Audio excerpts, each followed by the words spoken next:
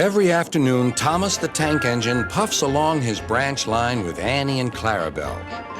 First, they pass the water mill. Next, they come to a big farm. Then, they can see a bridge with a village nestled either side of it. This is a special place. Whenever children hear Thomas coming along, they stand on the bridge waving until he is out of sight.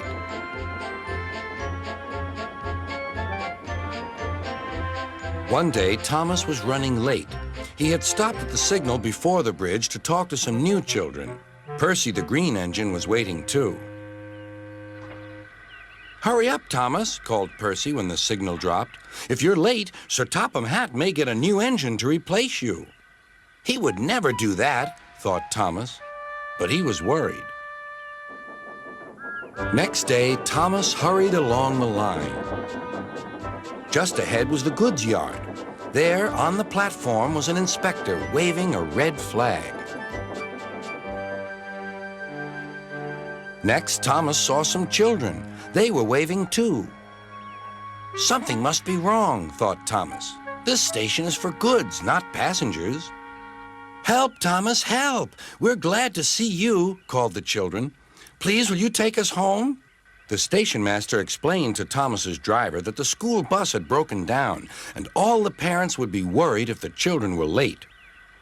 Thomas waited as the children walked down from the bridge.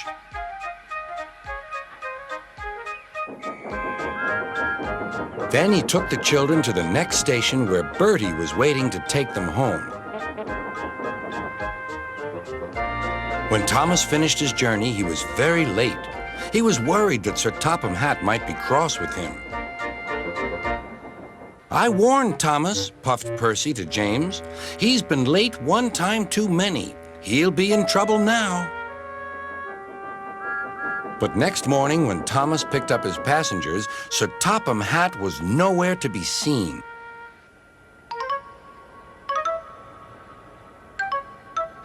"Thank goodness," sighed Thomas.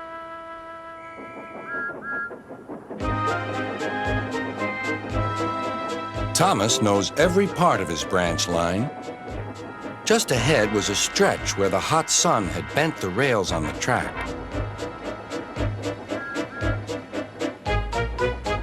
"Careful, Thomas," called his driver, but it was too late.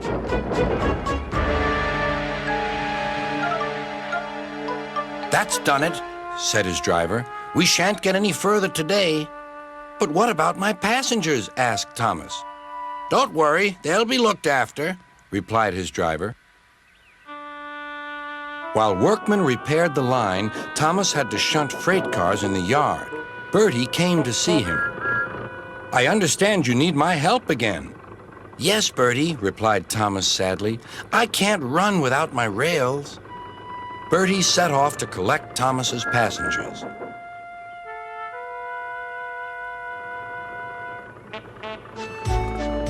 "Hello, Bertie," they said. "We're glad you're here." Bertie drove along the road that runs by the railway. He stopped at each station along the line. Sometimes he stopped between stations to let people off closer to their homes. Thomas felt miserable. "I've lost my passengers to Bertie. They'll like him better than me." Sir Topham Hatt arrived.